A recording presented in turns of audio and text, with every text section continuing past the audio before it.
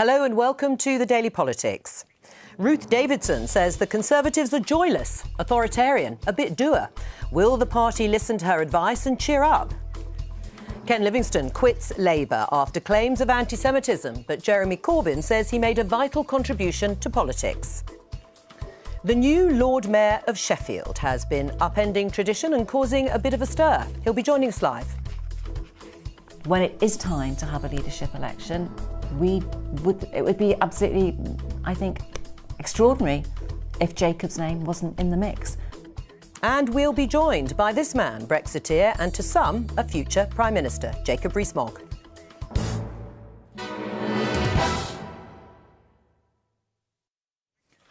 All that in the next hour, and joining me for all of it, we're not sparing his blushes, as you can see, the Conservative MP Jacob Rees-Mogg. Welcome to the programme. Thank you. And let's start today by talking about another Conservative who's often spoken of as a future leader, Ruth Davidson. She's currently the party's leader in Scotland. She's been in London, and last night she spoke at the launch of a new think tank, where she had a few choice words for her colleagues. She said, sometimes, as Tories, we just look a bit dour. We look a bit joyless, a bit authoritarian sometimes. We don't get to win if we start hectoring the people that we need to vote for us. Well, our joyful, I have to say, and upbeat political editor, Laura Kunsberg, is here. She interviewed Ruth Davidson yesterday. Was she talking about anyone specifically? I can't possibly imagine who she was talking about, who might sometimes look a bit authoritarian, sometimes look as if they're not enjoying the office, the great office of state that they wear, not particularly lightly, some people would suggest. And I think that this message was basically aimed at the Prime Minister, but also much more generally than that. Ruth Davidson has for a long time been talking not just about a kind of generational and a demographic challenge that the Tory party faces. Basically, its supporters are, in her view, too old, too pale, too male and too stale, to use that overused, dreadful phrase, for which I apologise. But I think what's also emerging, and the Tory party's next generation is fighting to produce this, what's also emerging is a different set of policy options in all of this. So, for example, I sat down with Ruth Davidson yesterday, and one of the things she talked of very compellingly is what she wants to see is a different attitude to immigration. She was taking aim not just as the look of the party, but also she thinks there should be a review of the target to get immigration under the tens of thousands. She thinks, as many people in the cabinet also think, that the way that students are included in the overall immigration numbers should be phased out. So I think in one sense, look, this is a generation game. You've got the top layer of government preoccupied with Brexit, but also the next potential generation of future leaders sort of bristling to have their voices heard. But it's also about different kinds of policies that they want to see. And that's a different battle that perhaps different wings of the Tory party have got different views about. Jacob Rees-Mogg, do you agree with Ruth Davidson in her synopsis of the Tory party as being a bit joyless, a bit authoritarian, a bit dour? I think it's a very reasonable criticism to make, actually. I think the politics can easily be very boring. And but of the Tory party, she's talking specifically. The Tory party. And we need cheering up. That's why Boris is so popular, because he brings sunshine into political life, and Ruth herself cheers everybody up, and that makes people interested in politics. The only time, as far as I'm aware, that Downing Street has specifically corrected something I've said is when I said that I thought it was the highest praise that the Prime Minister did what she did out of sense of duty, not because she was enjoying it. Do you think she is enjoying it? This got immediately corrected with the line that, no, she was having a lovely time. And I think the Prime Minister is dutiful, and I think duty is brilliant. But I think politics ought also to be fun. Do you think she is enjoying it? She doesn't give that impression. She gives the impression that she is doing her duty. She's a glum bucket. Let's put it in cricketing terms. She's Geoffrey Boycott, not David Gower, and both have huge virtues. But do you think, Jacob Rees-Mogg, that Ruth Davidson is actually talking about something else as well? Because she's not just talking about people looking like they're going through the motions and they're a bit like a sort of well-respected bunch of middle managers who are having to just deal with what's in front of them.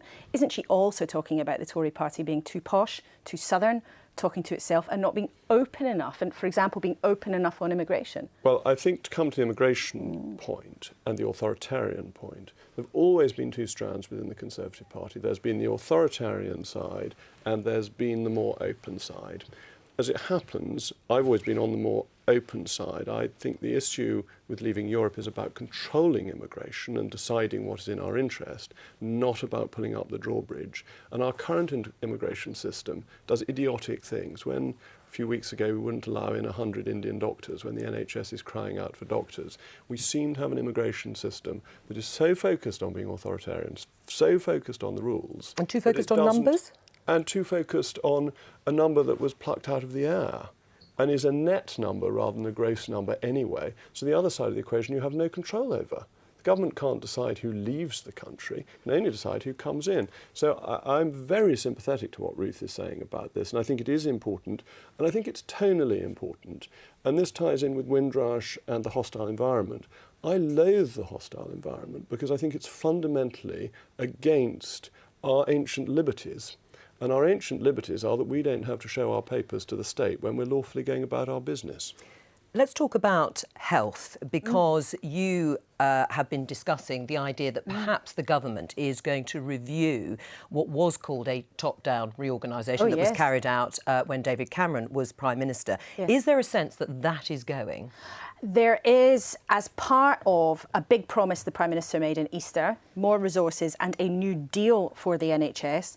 Part of that, as I understand it, is a very serious look at whether some of the very controversial and to a lot of people crazy and unpopular reforms that were pushed through under David Cameron, there is a possibility that some of those ideas might be stripped away or slimmed down. So the so-called Lansley reforms, as they were called, because the Health Secretary at the time was Andrew Lansley, they could be up for grabs. Now, sources I've been talking to are very clear. This is not the government about to embark on a huge new reorganisation of the health service, but they are looking at if bits and pieces of the laws as were brought in at that point, which have been criticised by many people for sort of splintering the NHS, putting it into too many different organisations.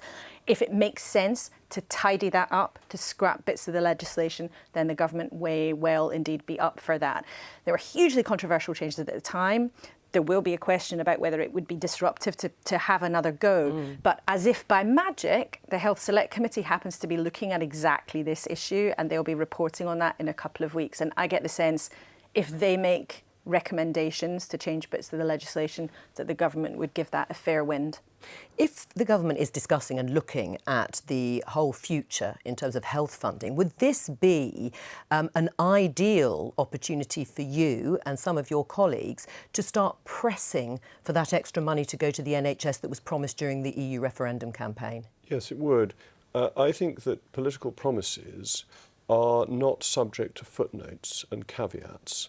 And that because it said on the side of the bus £350 million a week extra for the NHS, and because people voted to leave, I think that crystallised in people's mind as a firm political promise, and I think the government should deliver it. And I've said that several times before. I think that politicians are on very difficult ground when they say, if you look at the riders I add in, if you look at the small print, I didn't really mean that promise. It was an if, it was a possibility. I don't think voters look at it like that. I think they say, this was promised, this should be delivered. And I happen to think the NHS also needs the money. Has the government given you any indication that they will do that? No. Right. And what are you going to do to... But what I have heard, I mean, I've heard on the grapevine, and this is political gossip, that there will be 3% real funding for the NHS, and this is going back to nearer to where we were historically.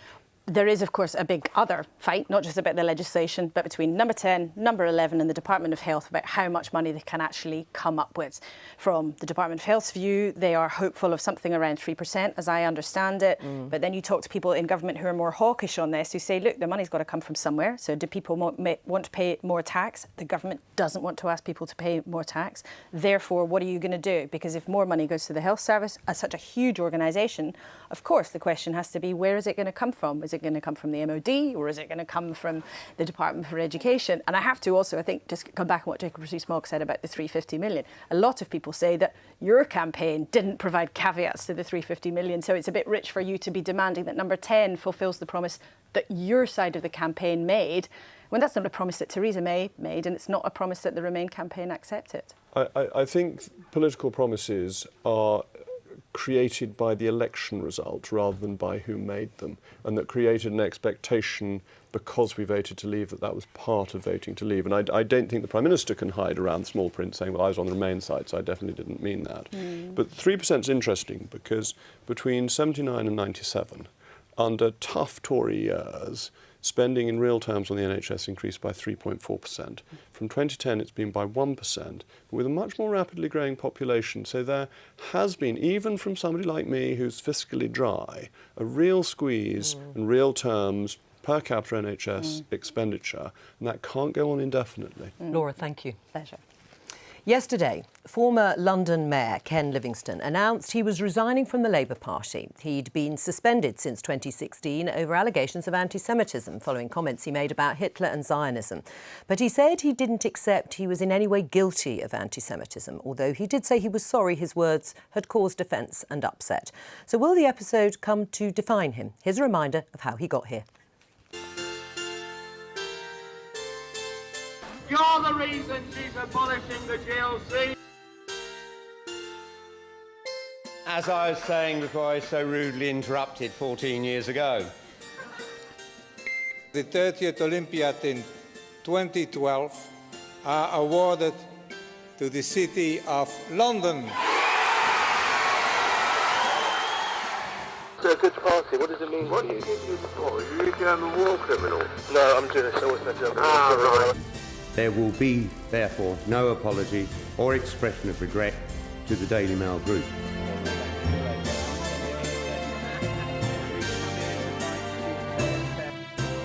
Let's remember, when Hitler won his election in 1932, his policy then was that Jews should be moved to Israel. He was supporting Zionism before he went mad.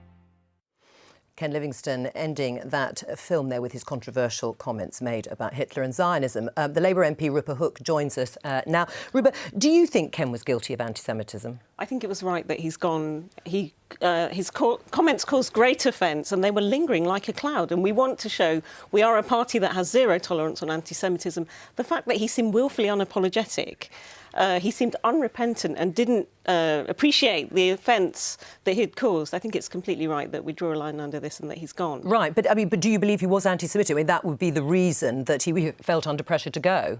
I mean, he seemed to have this unhealthy obsession with Hitler and these deeply offensive comments that he made.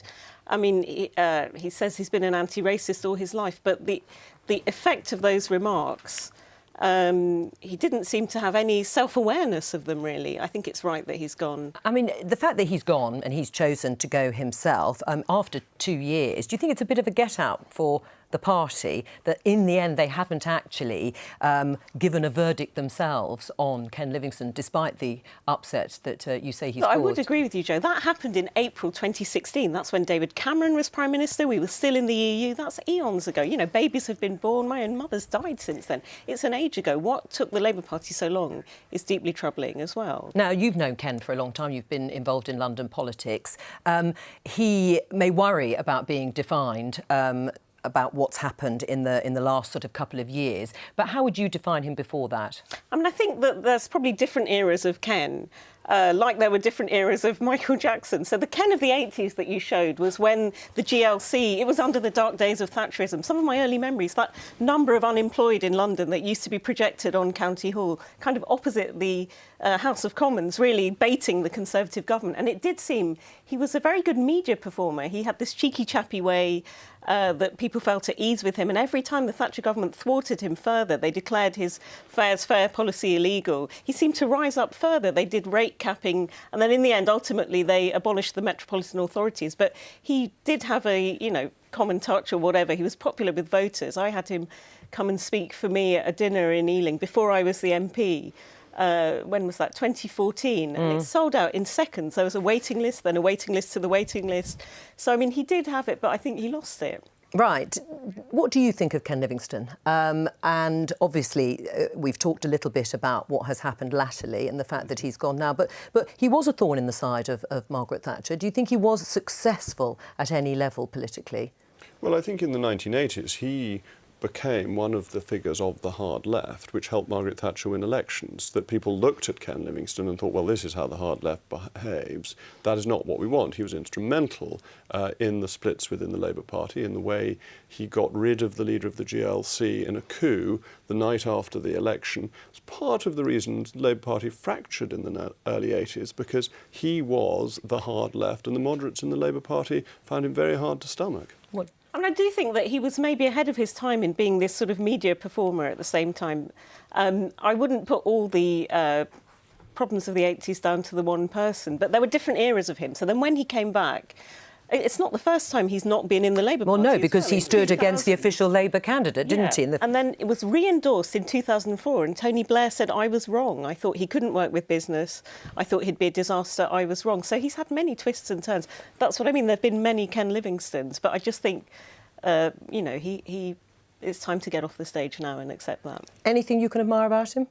He's a very effective politician. He was very good at winning elections in London, and also I'm very grateful to the work he did in the 1980s along with Arthur Scargill in making the Tories the dominant political force, because he put everybody else off. Right, although in terms of London, of course, it has remained.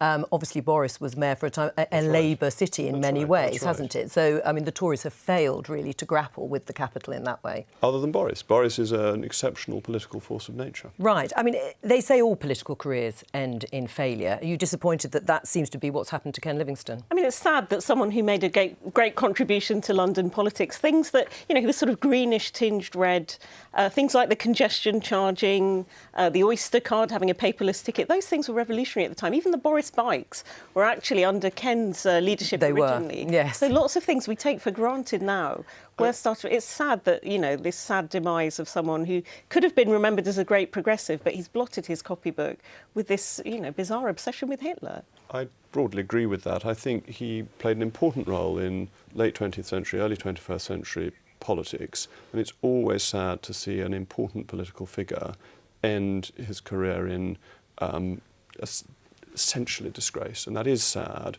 and I'm sure that he will be remembered, particularly in the Labour Party, more for his good than for his terrible views at the end. Right. Should the party just have got rid of him, though, rather than him going first? Of course they should have done. Right. Yeah, their processes need looking at, and the new General Secretary, Jenny Formby, is stamping on this and got independent lawyers and stuff in to deal with anti-Semitism. Ripper Hook, thank you. Now, my guest of the day here, Jacob Rees-Mogg, is pretty well known, but in case you need reminding, here's Ellie Price, and just to warn you, there are flashing images in this film. Jacob Rees-Mogg became an MP in 2010. Politics had always been in his blood, thanks not least to his father, William Rees-Mogg, the former Times editor who became a peer. Not knowing as a 5-year-old how other people lived, I thought the leadership contest in the Tory party were their bread and butter conversation as well. The money. I like the money. He also liked discussing share prices on the Radio 4 Today programme when he was 12. Oh, well, I hope to have the job at GEC by the time I'm 30. Unless it is nationalised, which no doubt if Tony Benn gets it, he'll and ruin the rest of the country as well, but never mind. Conservatives will come back and put it right. Jacob Rees-Mogg has always been an arch Eurosceptic. He was involved in his father's High Court challenge in 1993 to the Maastricht Treaty, a mission he took into the Commons. We indulge in the floxy-knocking-nihilopilification of judges of the European Union. And through it all, people have always noticed he's super posh. I would say sort of upper middle rather than upper. Well, I'm certainly not part of the aristocracy. That's definitely true. So we'll settle for upper middle? I'm a man of the people. Vox populi, vox dei. There are two types of posh boys. There are the posh boys who are quite arrogant and sneering, overprivileged, a bit rude. But there's the other type of posh boy who actually is very clever and intelligent, and as a result is incredibly polite, well-mannered and authoritative. And Jacob, I put him in that category. Ring Rees-Mogg. Put your calls to Jacob Rees-Mogg now. Every other week, Jacob Rees-Mogg brings his Vox Populi to the airways of LBC. They can spot a dud immediately, my listeners. They've taken to him enormously well because he has Boris Johnson's ability of answering a question candidly and honestly. And people, they might not agree with him about it, but they say, well, at least he's a man of principle. But his views, guided by his Catholic faith, have often proved controversial. I'm completely opposed to abortion. Life begins at the point of So conception. why are you on a... Are you completely it is opposed to different. abortion in all circumstances? Yes, I am. Rape and incest? Sexual I'm violence? afraid so. His staunch views on Brexit have, of course, divided opinion. He chairs the influential European Research Group, a collection of around 60 Tory Brexiteer MPs. Will you accept a compromise over the customs union?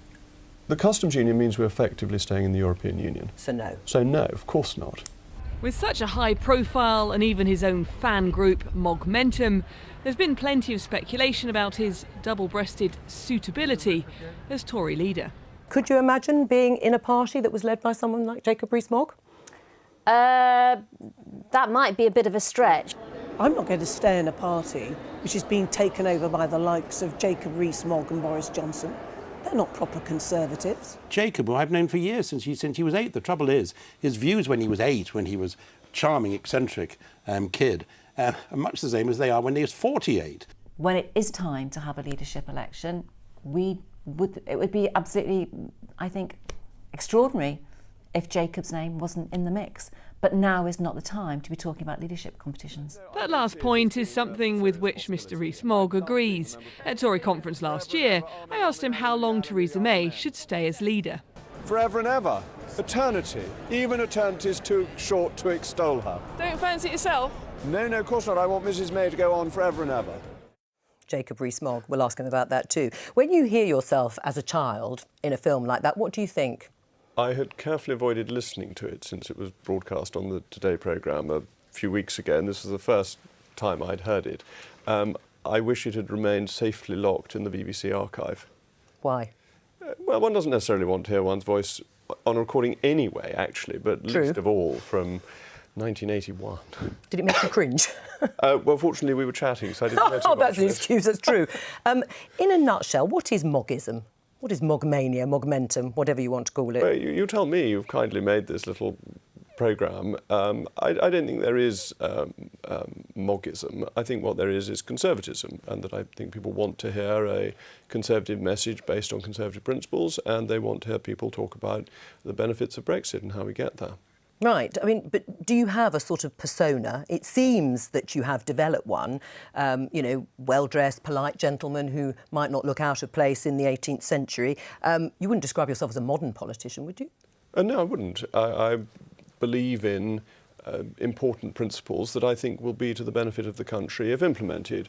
I believe in the economic policies that come from classical economics. I believe in free trade. I believe in self-governing nations. I don't adjust my views to suit the prevailing political wind. Right, so when you hear someone like Anna Soubry, your Conservative colleague, say you're not a proper Conservative, was that hurtful? No, of course it wasn't.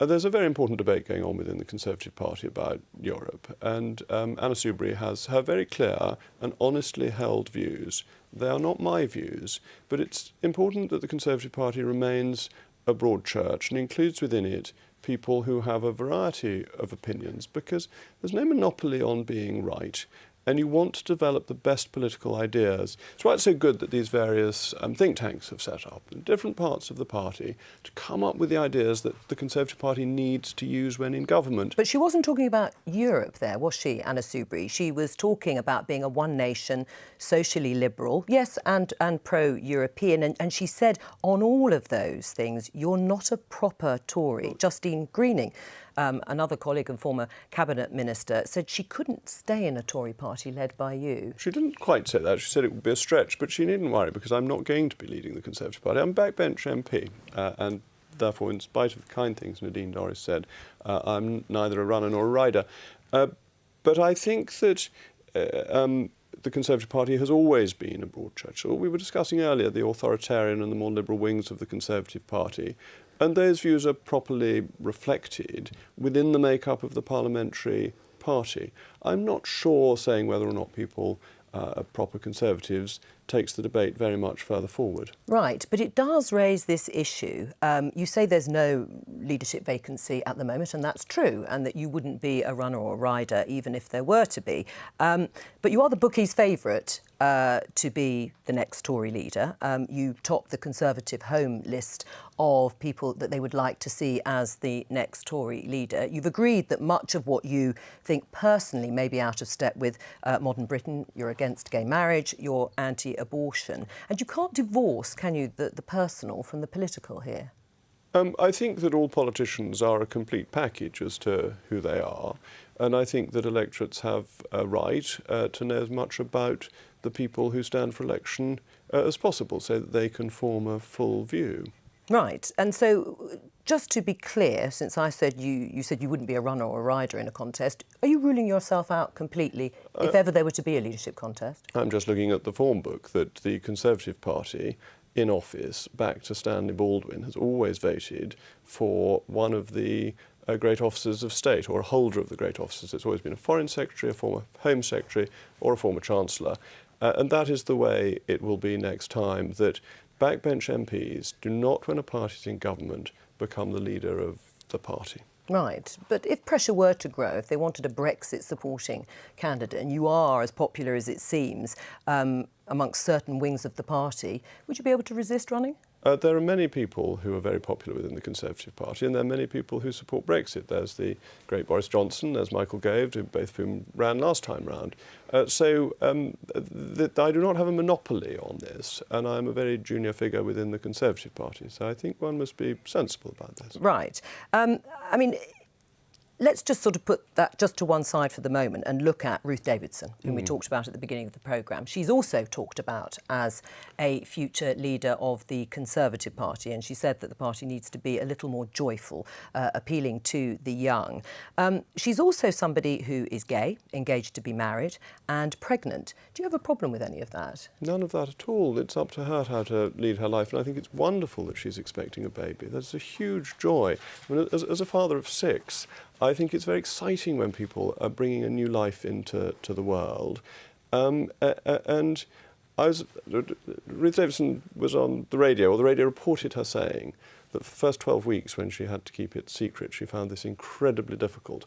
And that's exactly how I've always felt when my wife's been expecting children. You want to tell the whole world. It's such a wonderful and joyful event. So you'd be happy to support her as leader?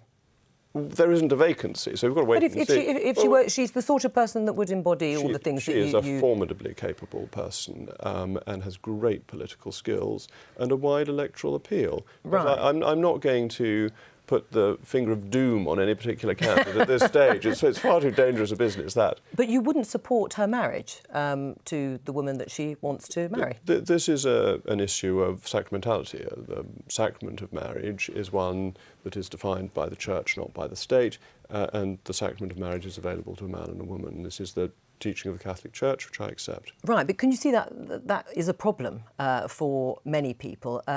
If you are going to be a senior politician, you already are a senior politician if you count leading the ERG, the group of 60 or 70 MPs, that you hold those views about some of your colleagues who want to be married and are gay. I make no criticism of any of my colleagues, but do you believe in religious tolerance?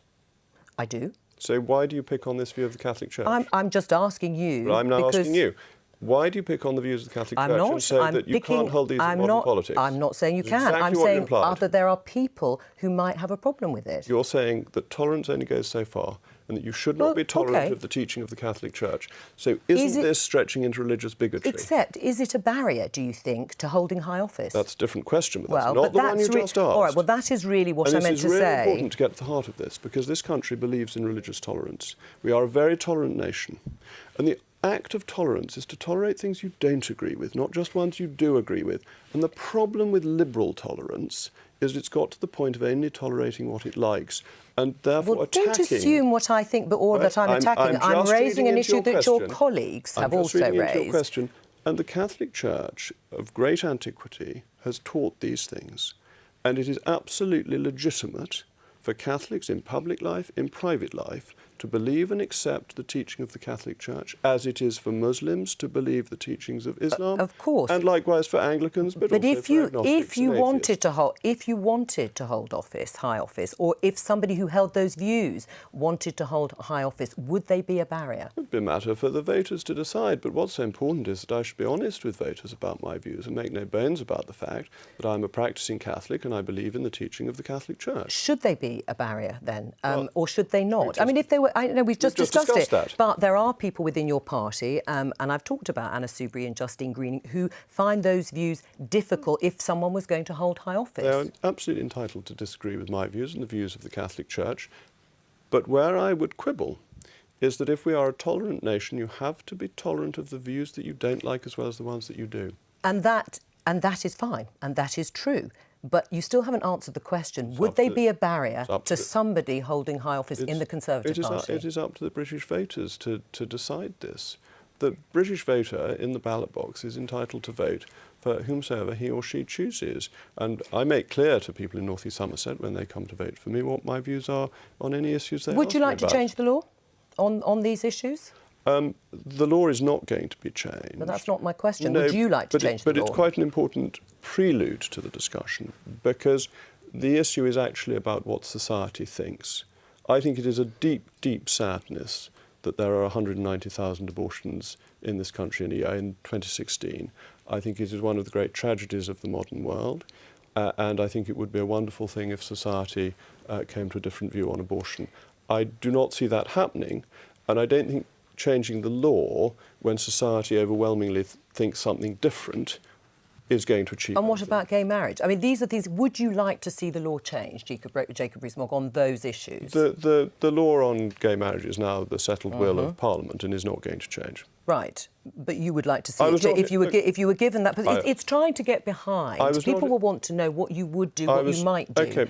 Well, most importantly, on religious issues, these are votes of conscience, and it would be quite wrong to impose my conscience on you any more than it would be right of you to impose your conscience. Can you divorce politics from one's personal views, religious or otherwise? Well, you can in terms of whether they are part of formal party policy. In America, the abortion issue has become effectively part of formal party policy. I think one of the strengths of our political system is that they have not become part of party politics, and that does allow differentiation between one's theological views and between one's secular views. All right, we'll have to leave it there. The 122nd Lord Mayor of Sheffield was sworn in last week. His name is Majid, and he's been causing something of a stir. At 28, he's the youngest person to ever hold the office. He's also the city's first Green Mayor and the first Somali Mayor. He moved to Sheffield, aged 5, after 6 months in an Ethiopian refugee camp. He's promised to be innovative and not the usual stuffy Lord Mayor. I think he's doing pretty well on that front so far, and he joins us now from Sheffield. Welcome to the programme. So, how do you feel in the role? Thank you very much, Jo. You know, honestly, it really has been massively overwhelming. It's exciting. It really is. What inspired you to get involved in politics? Do you know what? It was just wanted to play a bit of an active role in my community, and it was when I was at university in Hull that I kind of thought, came from a sports background. I cared about issues, in all honesty. Like when I was at university, it was trying to eradicate hidden costs, stand up for free education, and kind of decided to kind of get involved in that. And then it was during 2014's rise of the UKIP. I kind of just thought, well, I need to get involved in politics, because if you don't do politics will do you. And that's when I kind of started to find my venture in trying to learn a bit more. And that's where I discovered the Daily Politics. You discovered the Daily Politics. Go on then. Yes. Tell us the story about the Daily Politics and your love of the programme. Do you know, to be honest, Jo, when I first came across it, I used to be like, who on earth would watch it? Just because I didn't understand it. And I literally forced myself to watch it, right? Just because I'm like, I need to get past this hurdle, I need to understand. And just like a good piece of cheddar cheese, it got better with time. And then I kind of just ended up enjoying it and found it quite entertaining, to be honest. And here I am today on Daily Politics. And that's not the reason we invited you on at all, of course. But I'm delighted to be compared, or the programme is compared to a good piece of cheddar cheese, maturing and ripening with age. Exactly. Now, you say that you want to make the office less stuffy, so I'm intrigued. What are you going to do? How's that going to manifest itself? Yeah. Do you know, it's first and foremost, it's like I don't understand that I'm not your typical Lord Mayor, and that alone kind of breaks a lot of barriers. But basically, I want to basically bring it into the 21st century and try to bring a lot of young people involved in it. So my main two kind of interest theme for the next year is basically just young people and also just a culture within the city. So trying to bring as many people into the town hall, but also for them to really be proud of their city and get involved with civic life and actually want to make a difference in their local communities and actually get involved. So that's my main focus, to be honest. Well, Majid, we have Jacob Rees-Mogg, the Conservative MP here in the studio. Jacob, any advice for Majid? Majid, what do you think of his sort of prospectus? Well, I'd like to congratulate him on what he's doing so far, and he should stick to his guns. It's brilliant. It's so refreshing. We had this bit earlier from Ruth Davidson about saying the Tories are all far too stuffy. And I'm the stuffiest stuffed shirt in town and always have been, but we need more people to pep us up and make politics fun and stand up for what they believe in.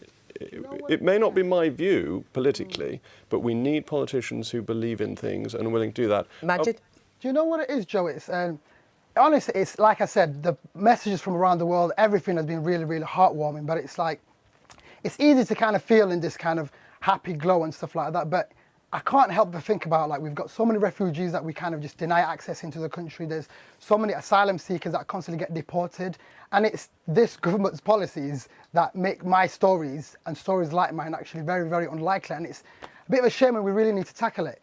What do you say about that? I think Mr Majid's story is fantastic, that he came here as a 5-year-old and is the Lord Mayor of Sheffield. And I think that's just so wonderful. And what he must have done, what he must have gone through, is incredible personal achievement. And I understand his point, that there are others who will not be able to do this, but we can't have no immigration control at all. We need to have some limit on the numbers who come in. Do you think the Conservative government's policy has been open to refugees?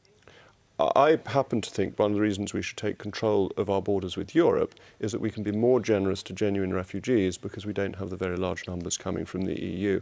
I think it would allow a proper rebalancing of a more humanitarian immigration policy. Majid? It's genuine refugees. Like, from my point of view, just from speaking to some Syrian refugees the other day, the country denied 3,000 Syrian refugees just on the basis that we couldn't afford to bring them in, yet we can find lots of money to kind of go into Syria for war. And I just don't kind of believe that, because now we're going to have a situation where we're going to produce more children, Syrian refugees, and give them the same excuse saying that we actually can't afford to bring them in. And I know REES is saying that we can't allow genuine refugees, and I think they are genuine refugees.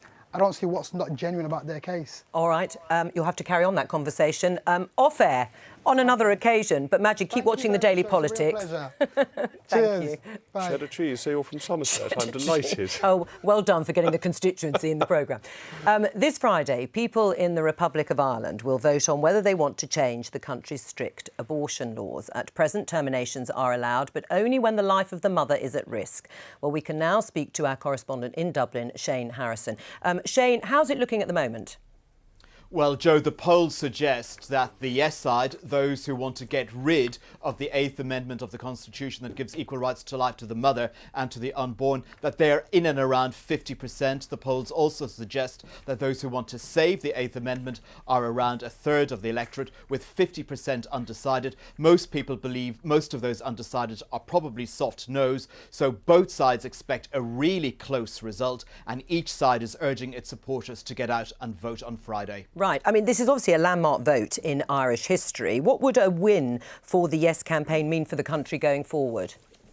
Well, the Irish Prime Minister, Leo Varadkar, has said that he wants a yes vote, that it's time for the Republic of Ireland to grow up as a country, to stop exporting its abortion problem and importing its abortion solution via the internet and pills. 9 women leave the Republic of Ireland every day for British abortions. 4 import pills via the internet without medical supervision and risking a 14-year jail term to end their pregnancy. Those on the no side argue that it's a human rights issue, that in any pregnancy there are 2 human rights at stake, that of the mother and of the unborn child, and they want people to save the 8th Amendment, saying that if the 8th Amendment is repealed, then there will be more abortion in Ireland.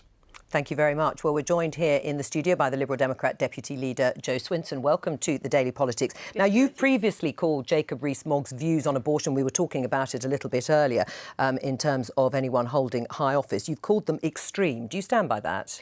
I do think saying that a woman who has been raped, who has already been denied control over her own body on one horrendous violent occasion, to deny her control and choice over what to do with any resultant pregnancy, I do think that is extreme. And I think it's time that we recognise that women do not take this decision lightly. No woman takes that decision lightly.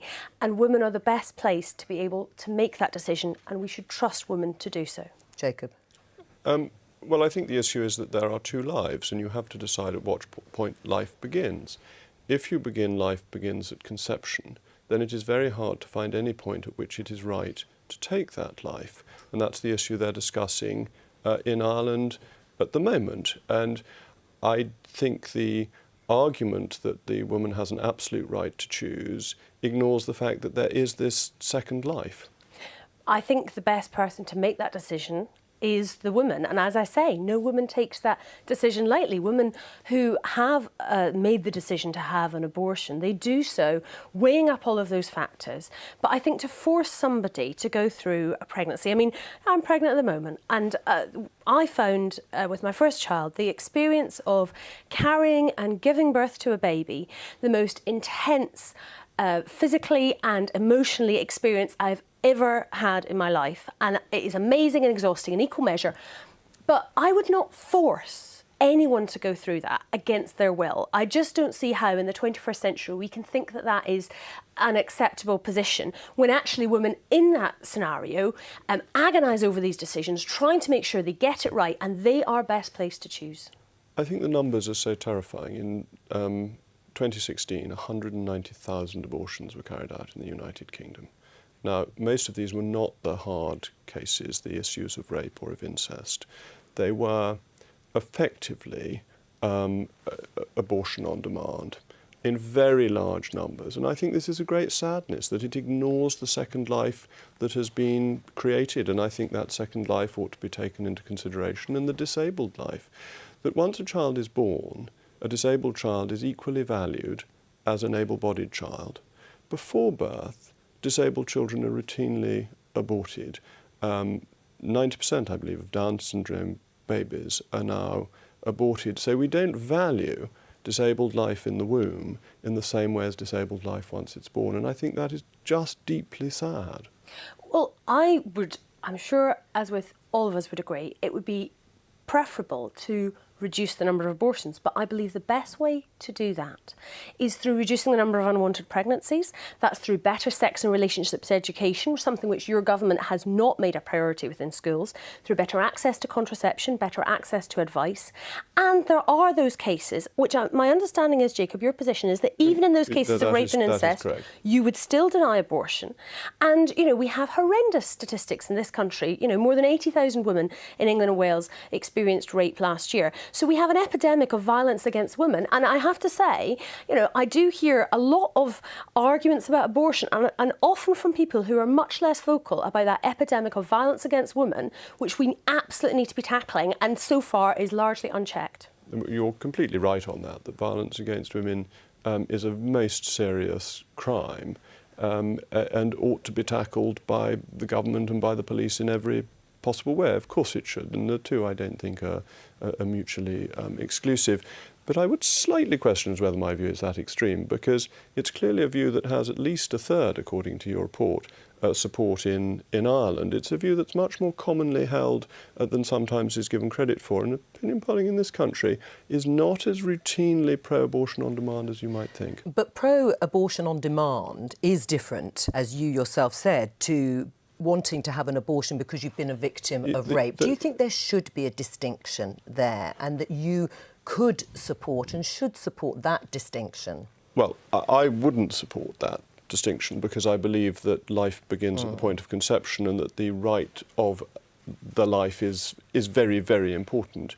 And the Irish situation, where you can, of course, protect the mother's life, is absolutely right, because the duty is to protect life, and that's always been the standard teaching of the Catholic Church. Except women do die as a result of this policy in Ireland. Women have been denied life-saving cancer treatment on that basis, for example. That is absolutely not what the Catholic Church teaches. So it's the impact of the policy. The teaching of the Church is that life is important, and that life must be preserved. I mean, I may just say, I think there's also a slight double standard going on here in terms of what you say on this particular issue, Jacob, but then your voting record, for example, on the Dubs Amendment to take unaccompanied refugee children, or whether or not child poverty ought to be ameliorated and that child benefit ought to be available to families that have more than 2 children. I don't think you can pick and choose which children you would like to support. You mentioned the Dubs Amendment on the refugee children who meant to come from Syria. Of the 850 children who came, 8 were from Syria. 8. It was not about children coming from Syria. I thought the government's policy was right of directly rescuing people from Syria itself and not taking in children who had got to a safe European country. But Joe's point is just about, I suppose, are you picking and choosing? But as soon as you look at the detail, you see, with respect, that point actually falls, because I was very supportive of what the government was doing in providing refuge for people from Syria, rather than people who had already got to a safe country. But the government has done so little on that issue, and I just think that there's often a lot of noise from people who are very interested in the in what's going on within a woman's womb, and much less bothered by the issues that are affecting children in terms of poverty in our country. And I think that the campaigns would be much better focused on those poverty issues rather than this restriction of what a woman should be able to do and make decisions about her. We're going to have to leave it there because we've run out of time, I'm afraid. Jo Swinson, thank you. Now, my guest of the day, Jacob Rees-Mogg, was on the show earlier this month talking about Brexit. He tends to do that from time to time, although not that much today. And while he was on, he said this. If you are in a negotiation for a free trade agreement, you can maintain your existing standards for 10 years under WTO rules. So we have 10 years from the point at which we leave the European Union to negotiate a free trade agreement with the EU, which would mean we could carry on with our zero tariffs. Current retail prices for sirloin steak in the US is £12.67 per kilogramme, and in the UK is £22.06 per kilogramme. If we import from the US, we can almost halve the price of beef. Well, let's all go out and eat sirloin steak.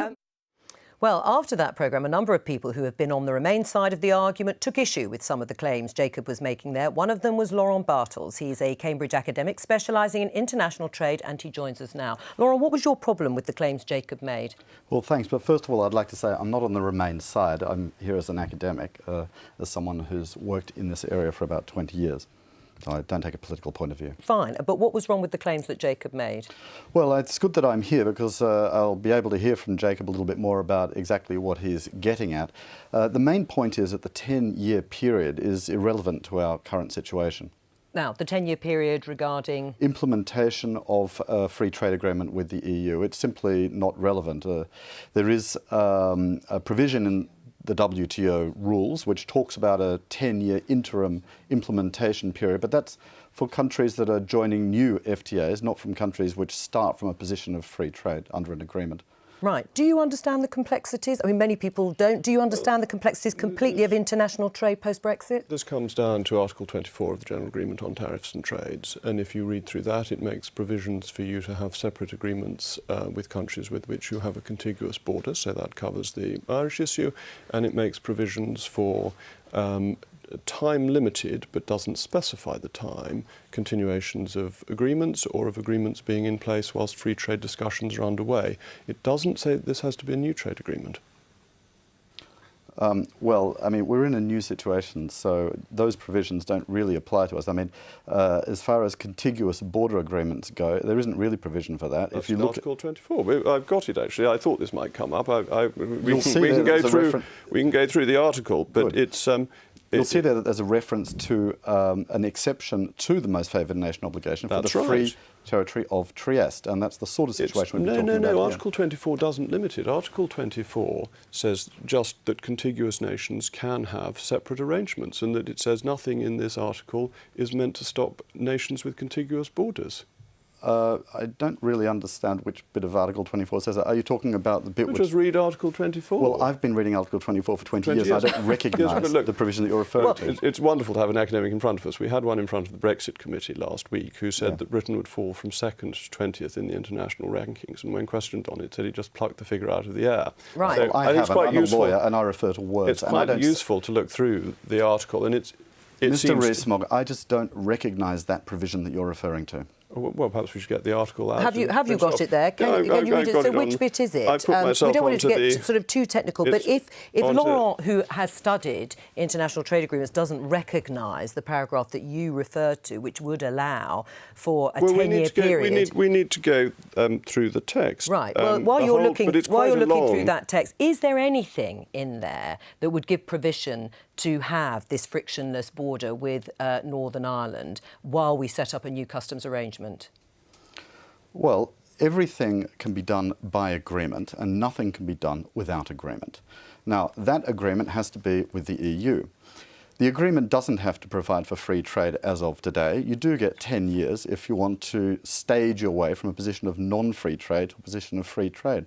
But you need to have an agreement. You need to notify it to the WTO. It can't be done on a unilateral basis. Right, and that's the problem, isn't it, Jacob Rees-Mogg? You need to be in discussions. No, you need to notify an interim agreement. It says that in the understanding on Article 24. It says in paragraph 7 of Article 24. In Article 24, it makes it clear that you have to have a preliminary agreement. But a preliminary agreement can be the continuation of what you've currently got until you complete an agreement. So long as it is an agreement. Right, but hang on. It has to be. Of course, right, but hang on, Jacob Rees-Mogg. There might not be an agreement. Isn't that the point? I mean, do you see? No, this is really straightforward. If that's the only quibble, that's not, I think, a problem at all. Okay. That it's very straightforward for the UK and the EU to say that we will continue this agreement until we have developed a new agreement. Right, in that case, we're in agreement. Well, that's perfect. Well, that's great at the end of the show. But can I just ask? Sorry to kill the debate. On the basis of some of the things that you've said, I think this morning actually in one of the MOGGcasts, that you thought we were getting to the point where you wonder whether the government really wants to leave at all. What did you mean by that? Well, there's a beginning to be a feeling that we are modelling ourselves on the Grand Old Duke of York, that we get marched up the top of the hill and we get marched down again. That lots of things that were in the transition period weren't going to happen. So the Prime Minister on the trip to China said there wouldn't be free movement of people. About 2 days before, we were told fishing wouldn't be included, and then they were included. And gradually it looks as if we get still very fine words, but we're not getting the action that follows those words. And therefore people like me are becoming cautious about what the government is really trying to do. So you think there is a gap between words and deeds? I think if you look at the transition, you can do a very clear gap between words and deeds. All right. Well, Laurent, thank you for coming in and reaching the agreement. No, glad we've reached agreement. Well, at least you've reached agreement. I'm not sure that can be said for anybody else. Now, sticking with Brexit, as we tend to, here's something you might not have heard Jacob say before. Nobody voted to be made poorer. It's time for a second referendum. Now, that wasn't, as you may have worked out, the real Jacob Rees-Mogg, but our own very poor attempt at a type of fake video, which is becoming increasingly common. Here's an example of what's called a deep fake, a clip of what happens to be Barack Obama, what appears to be We're entering an era in which our enemies can make it look like anyone is saying anything at any point in time, even if they would never say those things. So, for instance, they could have me say things like, I don't know, Killmonger was right, or Ben Carson is in the sunken place. Well, that had me for a bit. So that was slightly more convincing than our version. And to tell us more about how all this works is The Guardian's Alex Hearn. Welcome to the programme. Alex, we obviously showed a clip of Jacob there that wasn't convincing at all. How do you make a deep fake? What do you actually do? So it's a particular application of a technology called machine learning. What you do is, in very short terms, you teach an AI system what one person looks like and what another person looks like on quite a deep level. And you then tell the system to generate a new video, replacing its understanding of the first person's face with the second. You are face swapping. Right. But, I mean, people have been doing fake political videos, haven't they, for quite a while. So what's particularly different and potentially dangerous about this? It's the ease. So there was one particular app that was produced at the beginning of this year in January that called itself Fake App. And what it was a consumer-friendly bundle of all of these technologies, which these machine learning technologies, which have been around for sort of 3 or 4 years. It bundled them together into something that you could run on a desktop computer at home using a Windows operating system. You could feed in not just sort of thousands of hours of labour carefully positioning 3D models, but just a load of videos that you pulled from, say, the BBC to one end to teach it what a particular person looks like, and then one normal clip at the other. hit go, wait about 8 hours and get something out the other end that looks professionally made. Right, so you really can do it yourself. Let's just have a look here, because you had a go at doing one yourself, didn't you, of Theresa May. How did you find it? I mean, we're looking at it now. So this is Theresa May's face swapped with Margaret Thatcher's. It was quite a lot of trial and error to make. This is the big point. Right now, the whole learning analogy is actually quite accurate. What you're dealing with is agents which aren't simply programmed like computers. They are trained. And what that means is if you train them wrongly, you end up with a nightmarish mishmash of faces and styles. You have to scrap the whole thing and start again. Right. In this case, it took me about 2 weeks of trial and error to get something that good, and that's not that's not good. that good, if you don't mind me saying. Are you worried about this sort of technology? It's fascinating, isn't it? Because you can get people to say absolutely anything, and electorates will have to judge, I suppose. I don't think there's anything you can do to stop it. I don't think there's a regulation you could bring in that would prevent people doing it.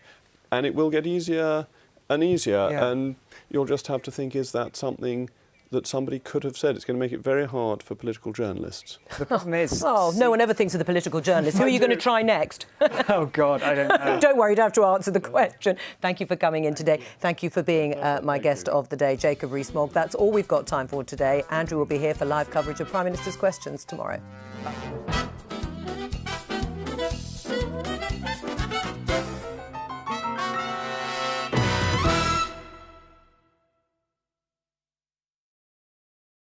Highlights from the weekend's Super League rugby in just a moment here on BBC Two. Then we've a change to the Bills'